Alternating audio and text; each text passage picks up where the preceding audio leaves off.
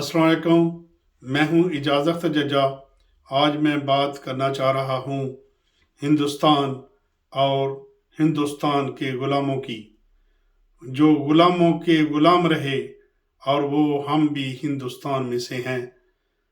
हमारे अंदर जो खून है वो ग़ुलामी का खून रच बच चुका है, वो अभी तक भी जाने का नाम नहीं लेता।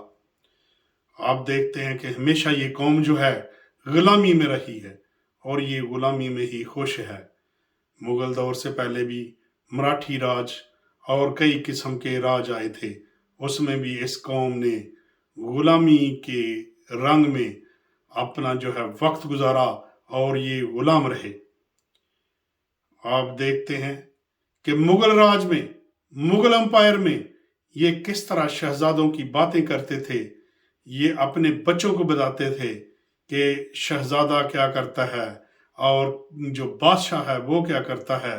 इस तरह की बातें सुनाना और अपनी कौम को, अपने बच्चों को और प्रेशर में लाना और ग़ुलाम बनाना, ये हमारी कौम का बिल्कुल फ़र्ज़ बन चुका था। उसके बाद क्या हुआ कि अंग्रेज़ आया। अंग्रेज़ दौर में तो हमारी कौम ने ये ग़ुलामी की इंतहा कर दी, बिल्कुल नीचे लेट गए और उन्होंने कहा जो ग़ुलामी में मज़ा है वो किसी और चीज़ में मज़ा नहीं है। जो सबसे बड़ा ग़ुलाम होता था, जो उनकी हाँ में हाँ मिलाता था, उसको वो नवाजते थे और वो जागीरदार बन गए। ये वही लोग जागीरदार हैं जो आज पाकिस्तान पे कब्जा करे हुए हैं और उस वक्त ये पाकिस्तान बनाने के हक में भी नहीं थे। ये वो गद्दार लोग हैं, लेकिन हमारे खून के अंदर ग़ुलामी ऐसी बसी हुई कि हम उनका रंग देख के और उनको जो ज़ुबान है उनकी, वो भी हमारी ज़ुबान नहीं है। जब वो इंग्लिश बोलते हम वाह वाह करते, हमें उसकी समझ आए ना आए, हम कहते ये बहुत ही अक्लमंद है, ये तो इंग्लिश बोल रहा है। और जहाँ गोरे रंग का देखा उधर ही नीचे लेट गए, जैसे कि इमरान खान कहता है। तो जो इंग्लिश बोले उसको कहते हैं हम कि ये सबसे ज़्यादा अक्लमंद है। जिसको इंग्लिश नहीं आती ये तो पढ़ा लिखा नहीं है। ये सारा हमारी ग़ुलामी जो है उसकी वजह से हो रहा है।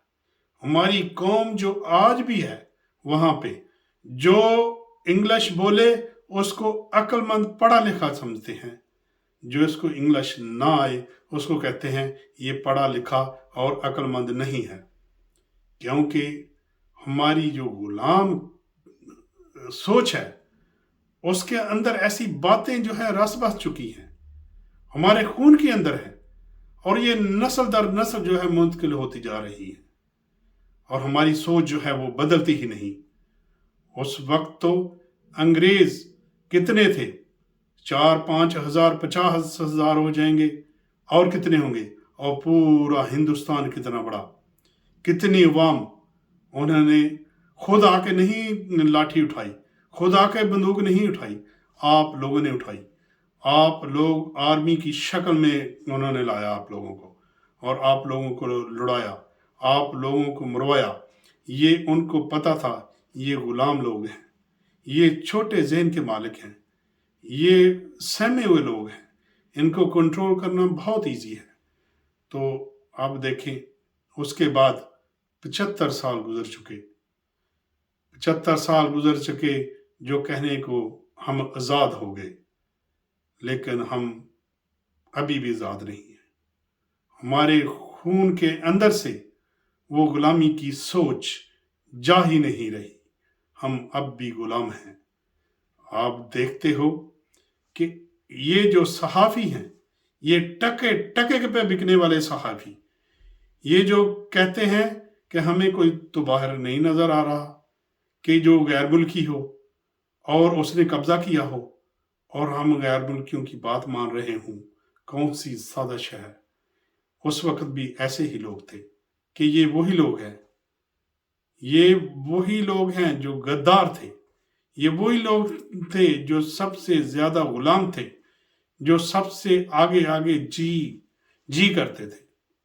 इनका शजरा नस्ब जो है वो जाकर उन्हीं से मिलेगा।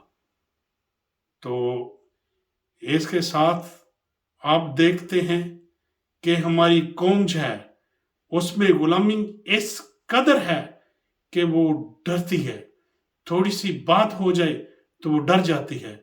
और मिसालें देते हो तुर्की के लोगों से। तुर्की के लोग जो हैं वो गुलाम नहीं रहे, उनकी सोच के अंदर गुलामी नहीं है। आपकी तो सोच और खून के अंदर गुलामी घुस चुकी है। तो आप कहते हो कि हमें आज़ादी मिल जाए, थोड़ी सी बात हो जाए तो आप माफ़ी मांगनी शुरू कर देते हो, जो कि आपको पता भी हो तो हमारी गलती नहीं है। तो आप लोगों ने क्या आज़ादी लेनी है? आप लोग कैसे आज़ादी ले सकते हो? अब अमेरिका है, उनको पता है कि इनके ऊपर कंट्रोल करना कितना आसान है। ये जो बड़े ऊपर हैं बैठे हुए डरपोक लोग, इनको कब्जे में ले लो तो पूरा पाकिस्तान आपके कंट्रोल में हो जाएगा। आपने देखा, मीडिया आप देखते हैं कि आपके बड़े बड़े जर्नल, इतनी इतनी बॉडियां रखने वाले जाते हैं अमेरिका में और उनकी बॉडी लैंग्वेज देखो, किस तरह जाके ऐसे सहमे हुए बैठे होते हैं, इतना बड़ा बुत लेकर, और अपने आका के सामने नजरें और सर झुकाए बैठे होते हैं और उनका हर हुक्म मानने को तैयार होते हैं। और आकर अपने मुल्क में लोगों के ऊपर जुल्म करते हैं। मैं तो इस बात से हैरान हूं कि चीफ ऑफ आर्मी स्टाफ ने कहा कि मैं अवाम और अवाम के जो मुंतखब नुमाइंदा हैं, मैं उनके साथ हूं, हम उनके साथ हैं। तो मैं कहता हूं ये जो तहरीक इंसाफ है, उनको इलेक्शन इसलिए नहीं लड़ने देने जा रहे कि कहीं ये जीत ना जाए। इसका मतलब ये हुआ कि अवाम उनके साथ है, तो आप फिर कैसे अवाम के साथ हुए? ये सारा धोखा देने की कोशिश करते हो, लोगों के दिमाग जो हैं वो खराब करते हो, लोगों की सोच बदलने की कोशिश करते हो।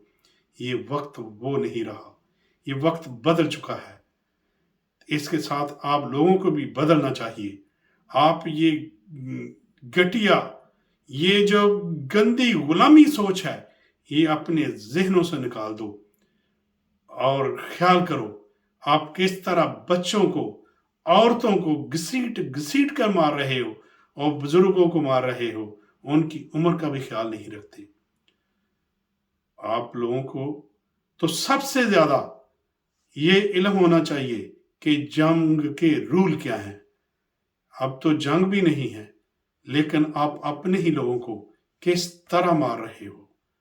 जंग के भी कुछ उसूल होते हैं। जंग में यह है कि किसी बूढ़े को, किसी औरत को, किसी बच्चे को नुकसान नहीं देना, उनको नहीं मारना, उसको गोली नहीं मारनी, उस पर कोई वार नहीं करना, और जो आपके सामने हाथ खड़े कर दे उसको भी आपने नहीं मारना, उसको भी आपने बख्श देना है। आप तो उनको भी नहीं बख्शते।